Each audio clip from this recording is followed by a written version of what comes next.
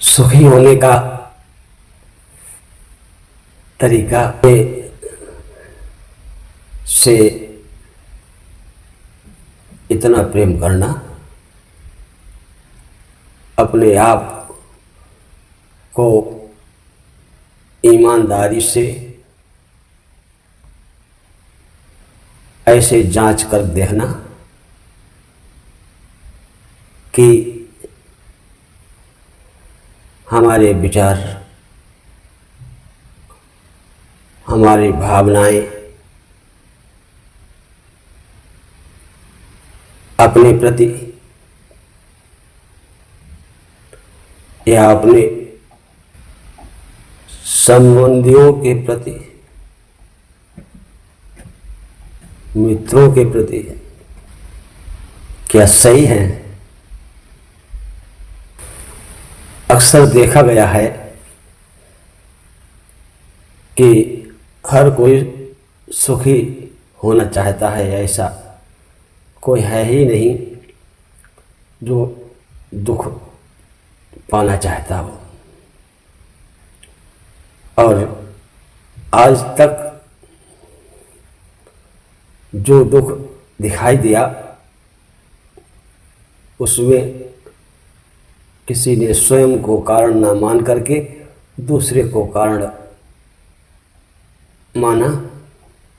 ये सबसे बड़ी भूल है और जिसको अपनी स्वयं की जिम्मेदारी है। कोई डॉक्टर, कोई वैद्य आपके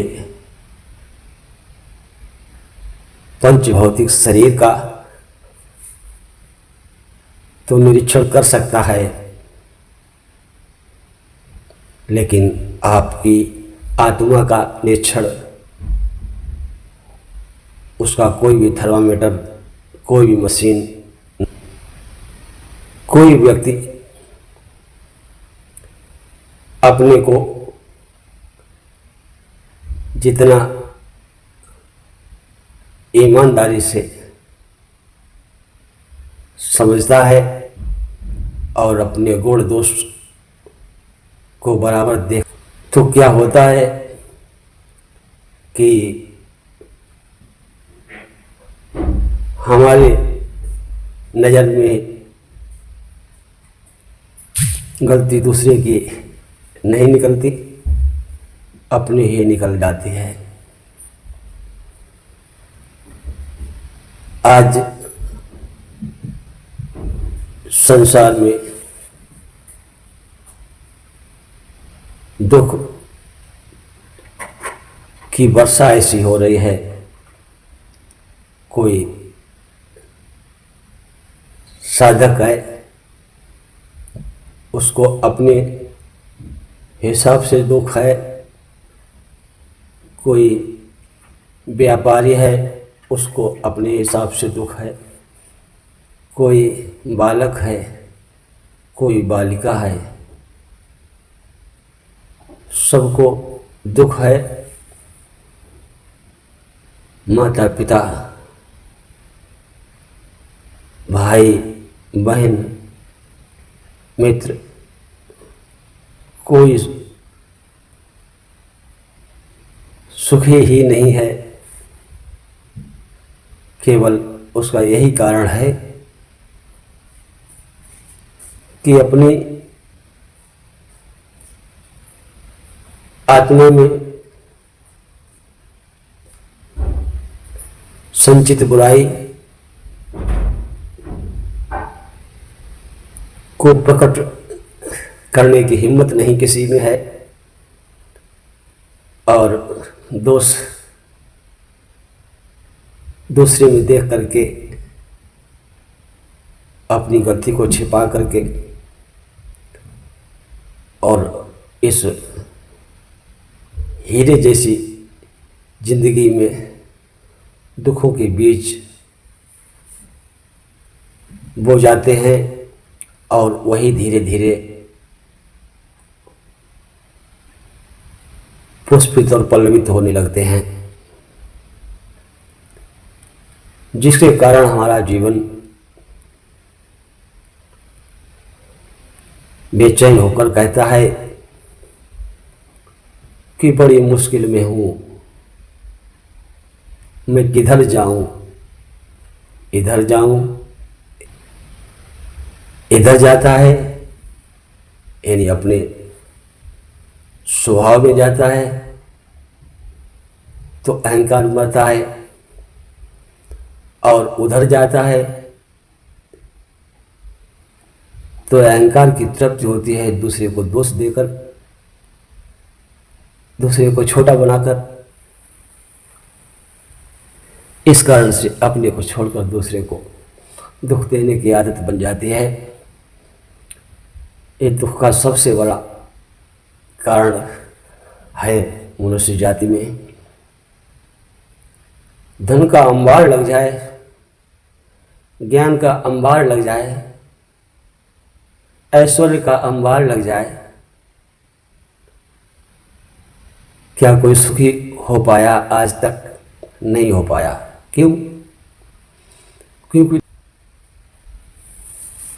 वो गरीब को सता करके तो दूसरे को नीचा दिखाकर, किसी ने अपने को सत्य साबित किया है, दूसरे को असत। कितनी किताबें हैं इस संसार में, हमारे बड़े बड़े विद्वान मनीषियों, लेखकों ने उनमें समझा। ऐसी आदत बनाओ, ऐसे आचरण बनाओ जिससे दुख सदा सदा के लिए आपके जीवन से चला जाए। लेकिन किताबें पढ़ने से क्या? किताबों में सब अच्छा लिखा है और सही लिखा है। पढ़ने से हमारे आचरण में आ जाए तो ज़्यादा अच्छी बात है। आचरण में ना होने के कारण उस संभाल ही नहीं पाते, तो उससे क्या लाभ है? कोई लाभ नहीं मिलता। अंत तो बता दुख ही पैदा हो जाता है। यदि वास्तव में हम अपने दुखों का नाश करना चाहते हैं तो हमें अपना आत्मनिरीक्षण करने की परम आवश्यकता है।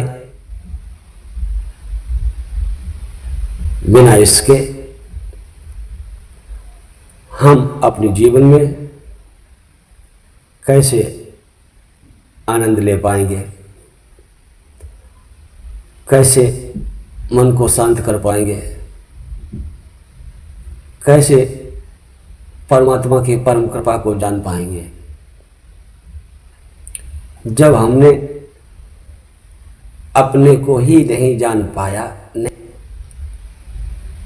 नहीं समझ पाया, तो दूसरे को समझते समझते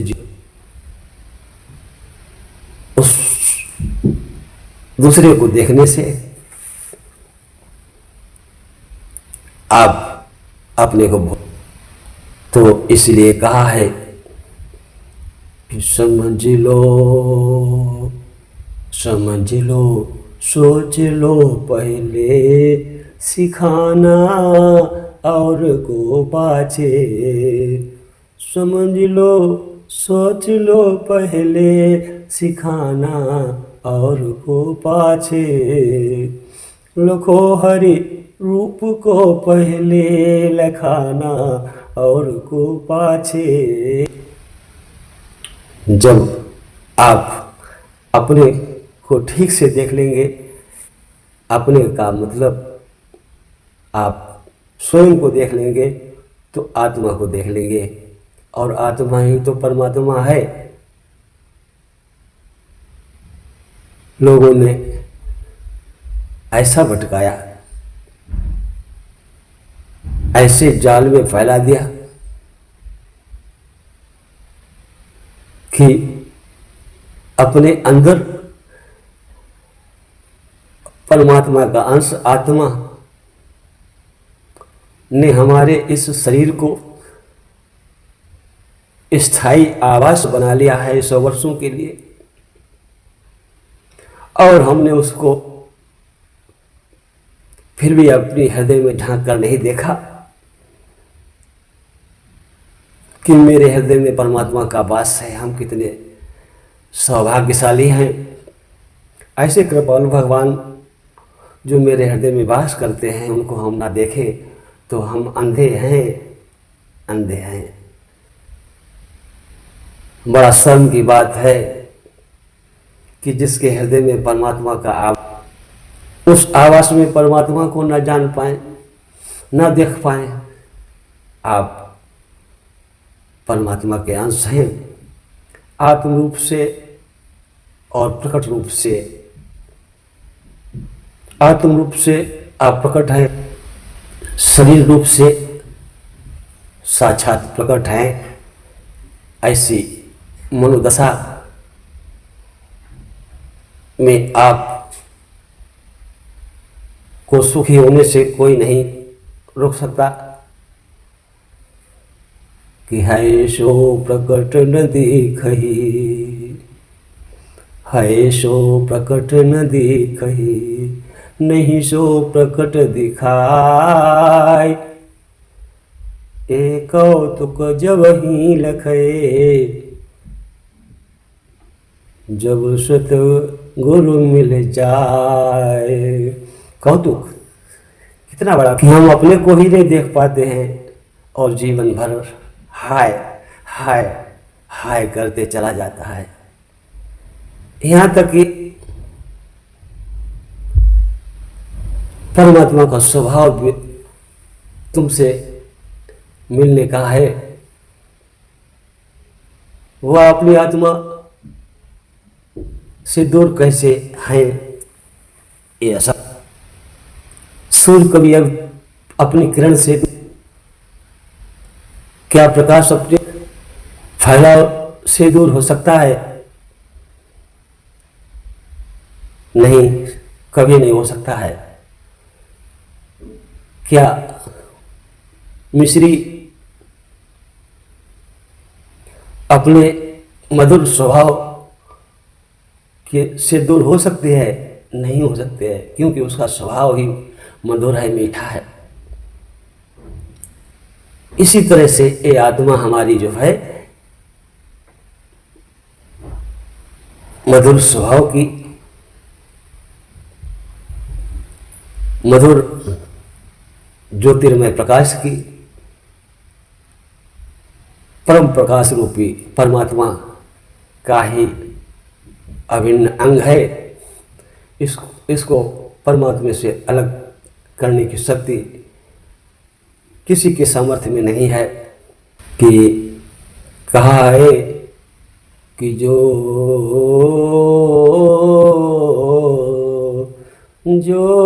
ज्योतियों का ज्योति है, जो ज्योतियों का ज्योति है, सबसे प्रथम जो भासिता, अव्यय सनातन दिव्य दीपक सर्व विश्व प्रकाशिता। ऐसा अव्यय सनातन जिसका कभी अंत नहीं हो सकता। सनातन सना हुआ मिला हुआ। ऐसे जैसे आटा में पानी मिला करके गीला कर दिया जाए तो कोई भी तरीका नहीं है कि उस आटे को पानी निकालकर सूखा किया जा सके। जिस तरह से आटे से पानी निकालकर सूखा नहीं किया जा सकता है, उसी तरह से इस संसार में प्रत्येक मनुष्य के शरीर से उस परमात्मा के प्यारे अंश आत्मा को अलग नहीं किया जा सकता है, क्योंकि दिव्य दीपक, प्रकाश रूपी दिव्य दीपक जो कि कभी बुझ ही नहीं सकता है, संसार रहे तब तक, न रहे तब तक सारे विश्व को प्रकाशित करता रहता है। और किसी ने आज तक अनुभव नहीं कर पाया, अनुभव उसने किया। सभी व्यवहार में उसने, सभी व्यवहार में उसने उसी की कृपा देखी है। कृपा है उसकी ऐसी कि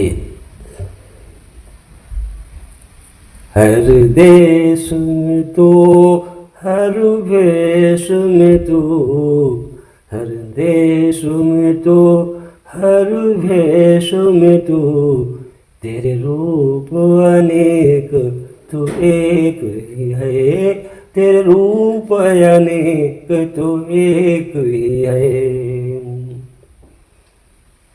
परम प्रकाश रूप दिन राती, नहीं कुछ चाहिए दिया घृत बाती। तो परमात्मा के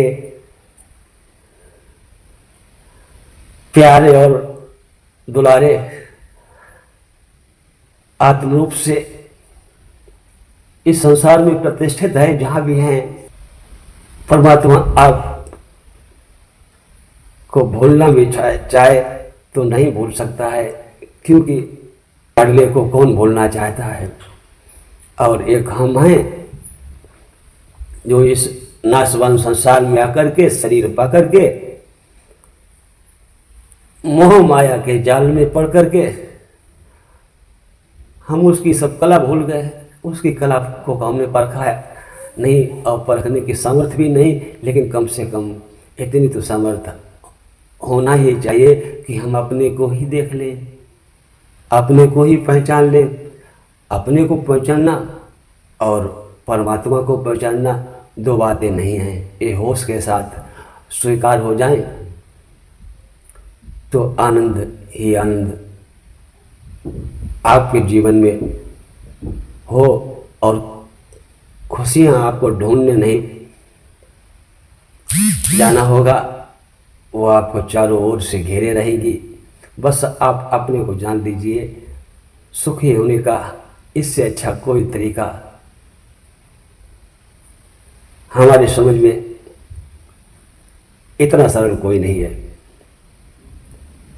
और कठिन कर दिया है हमने स्वयं कि अपने को ही भगाते फिर रहे हैं, ढूंढते फिर रहे हैं।